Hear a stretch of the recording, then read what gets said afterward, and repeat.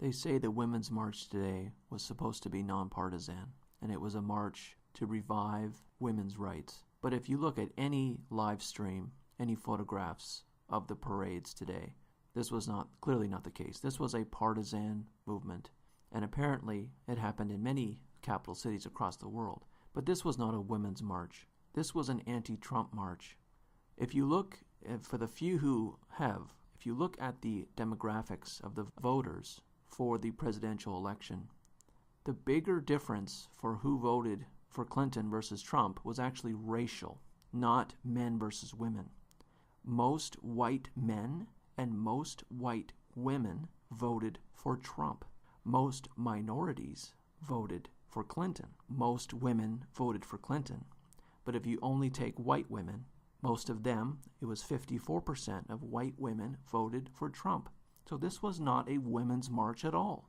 Really, it should have been a racial march, because those are the ones who are in the majority opposed to Trump. But instead, you get everyone who essentially voted for Clinton or wanted Bernie Sanders. And of course, like I said, you can look at the pictures and you can see all kinds of signs that they brought. Anti-Trump signs, anti-American signs, anti-democratic signs. You get everything when you get the left, including various pink hats. And these pink hats are supposed to represent Trump's comment about grabbing people by the you-know-what. But of course, this actually is a fabrication. The comment was made by Trump when he was describing the culture in the celebrity world, when celebrities and very wealthy people are trying to find women, I guess in Trump's case, women to date and to marry. Women and groupies will let you do anything. That was his point.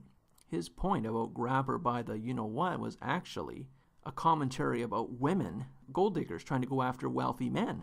So that actually was a comment about women, a certain very select few of women. And yet it's labeled as a misogynist comment. So again, misinformation. It's an epidemic at these kinds of groups, these anti-democratic groups like we saw today. And they always will label their various movements like Black Lives Matter or today's Women's March. It's always labeled in an Orwellian fashion. It's always the opposite. Often it's the opposite of what they really believe.